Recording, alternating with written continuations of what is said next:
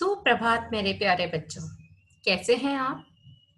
कैसे हैं? अच्छे ही होंगे, है ना? ओके।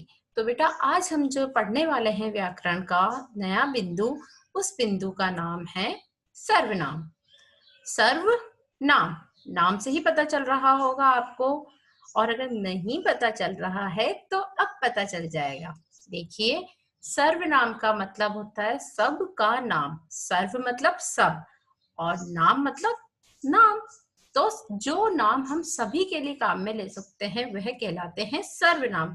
मतलब कैसे, ये देखिए कि जैसे मेरा नाम क्या है, मेरा नाम श्वेता है, तो श्वेता मेरा नाम है, पढ़ाना मेरा काम है, और इसका उसका तेरा मेरा सर्वनाम का काम है। मतलब ये जो शब्द होते हैं, इसका उसका तेरा मेरा, ये कौन काम में लेता है? ये काम में लेता है सर्वनाम। ठीक है, ऐसे ही इसका उसका मेरा तेरा यह वह अपना और हम, ये सारे शब्द कौन काम में लेते हैं? ये सारे शब्द सर्वनाम काम में लेता है। किसके स्थान पे काम में लेता है? संज्ञा के स्थान पे काम में लेता है। तो बच्चों आपको ये तो समझ में आ गया होगा कि संज्ञा के स्थान पर जो शब्द काम में लेते हैं वही सर्वनाम कहलाते हैं। तो अब की परिभाषा भी यही हुई कि नाम अर्थात जो भी संज्ञाएं हैं, तो वाक्य में, भाषा में, या जहां भी जब संज्ञा के स्थान पर हम जिन शब्दों का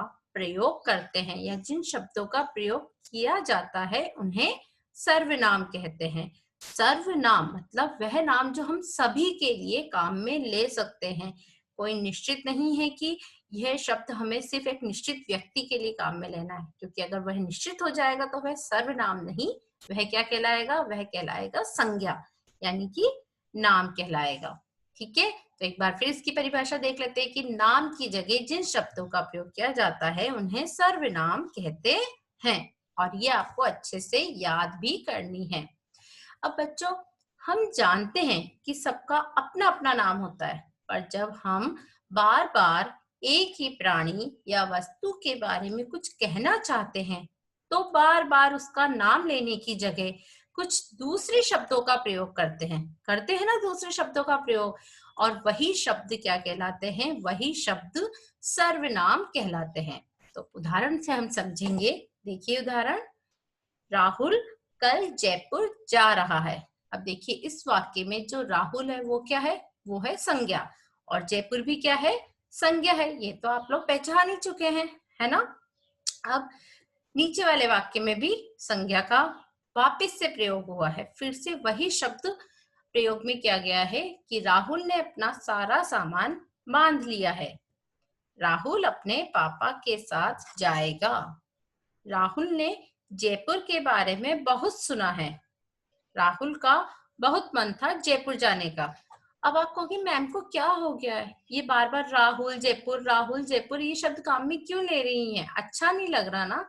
हाँ, क्यों अच्छा नहीं लग रहा? क्योंकि हम शब्दों को बार बार रिपीट कर रहे हैं, इसीलिए अच्छा नहीं लग रहा। लेकिन अगर इसी उदाहरण को मैं ऐसे समझाऊं कि राहुल कल जयपुर जा रहा है, उसने अपना सारा सामान बांध लिया है, वह अपने पापा के साथ जाएगा, उसने वहां के बारे में बहुत सुना है, उसका बहुत मन था वहां जाने का। अब देखिए, मैंने राहुल और जयपुर के स्थान पर जो शब्द काम में लिए हैं वो क्या है? उसने, वह, उस, वहां, उसका, वहां। ठीक है ना? तो क्या बेटा, हमारी संज्ञा एक तो बार बार रिपीट होने से बच गई है, और फिर संज्ञा के स्थान पर हमने जिन शब्दों का प्रयोग किया है उससे ये बहुत सुंदर लग रहा है। तो बच्चों, देखा आपने कि सर्वनाम के प्रयोग से भाषा की सुंदरता बढ़ती है ना? क्योंकि अगर हम कोई भी शब्द बार बार रिपीट करते हैं तो वो अच्छा नहीं लगता है ना? तो इसीलिए हमें सर्वनाम का प्रयोग करना चाहिए ताकि हमारी भाषा सुंदर लगे। अब देखिए, यहाँ हम कुछ सर्वनाम शब्द देखते हैं। सबसे पहले वह शब्द जो हम अपने लिए काम में लेते हैं। अब अपने लिए हम कौन कौन से सर्वनाम शब्द काम में लेते हैं? वो है मैं, मेरा, मेरी, मेरे, हम, हमें, हमारा, अपना, अपने, अपनी। ये तो वह सर्वनाम शब्द हैं जो हम हमारे खुद के लिए काम में लेते हैं। फिर वह सर्वनाम शब्द जो हम दूसरों के लिए काम में लेते हैं। यह, ये, वह, वह, तुम, तुम्हें, तुम्हारा, तुम्हारी, आप, आपका, इसका, उसका आदि ये सर्वनाम शब्द हैं जो हम दूसरों के लिए काम में लेते हैं। अब कुछ सर्वनाम शब्द जो हम बड़ों और छोटों के लिए काम में लेते हैं, ठीक है, बड़ों और छोटों के लिए भी हम अलग अलग काम में लेते हैं ना, तो वह है तुम, तुम्हें, तुम्हारा। ये शब्द हम किसके लिए काम में लेते हैं? छोटों के लिए। आप, आपका, आपने, ये सर्वनाम शब्द हम काम में लेते हैं बड़ों के लिए, और इसके अलावा और भी बहुत है ना। फिर है बेटा सर्वनाम शब्द, सर्वनाम की कुछ विशेष बातें कि सर्वनाम की क्या खासियत है या हमें इनका प्रयोग क्यों करते हैं, ठीक है। तो देखिए, सबसे पहले सर्वनाम शब्दों में स्त्रीलिंग व पुल्लिंग नहीं होता है। मतलब अगर आपने किसी लड़की के लिए काम में लिया जो शब्द, वह आप लड़के के लिए भी काम में ले सकते हो। जैसे वह लड़की है, वह लड़का है, तो सर्वनाम शब्दों में स्त्रीलिंग व पुल्लिंग नहीं होता है। संज्ञा की तरह सर्वनाम शब्दों के भी एक वचन और बहुवचन होता है, ठीक है।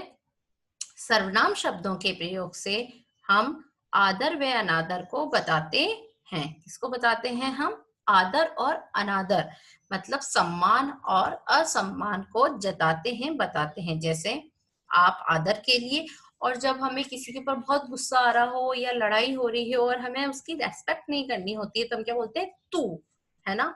तो ये इससे क्या पता चलता है कि हम आदर और अनादर, सम्मान और असम्मान की भावनाएं भी सर्वनाम शब्दों से बता सकते हैं।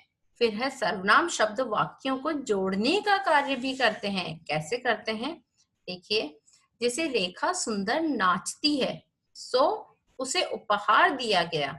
अब देखिए, यहाँ ये जो सो है वो इन दोनों वाक्यों को, रेखा सुंदर नाचती है और उसे उपहार दिया गया, इन दोनों को जो जोड़ने का कार्य कर रहा है वो कौन सा शब्द कर रहा है? सो। तो सर्वनाम शब्द वाक्यों को जोड़ने का कार्य भी करते हैं। तो बच्चों, मैं आशा करती हूँ कि आपको समझ में आया होगा कि सर्वनाम शब्द हम क्यों काम में लेते हैं, उनसे भाषा की सुंदरता किस प्रकार बढ़ती है, और उनकी विशेष बातें क्या हैं। तो बच्चों, आप सर्वनाम शब्दों को ज्यादा से ज्यादा समझने के लिए इनके ज्यादा से ज्यादा उदाहरणों को पढ़िए और उनका प्रयोग अपनी भाषा में कीजिएगा, ताकि आप सर्वनाम शब्दों को पहचानने में कहीं भी गलती ना करें। ओके, धन्यवाद बच्चों।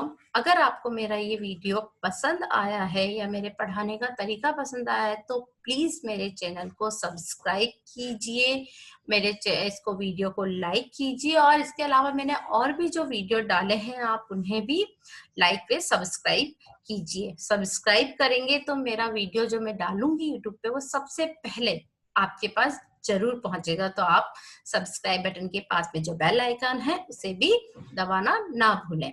ओके, धन्यवाद बच्चों।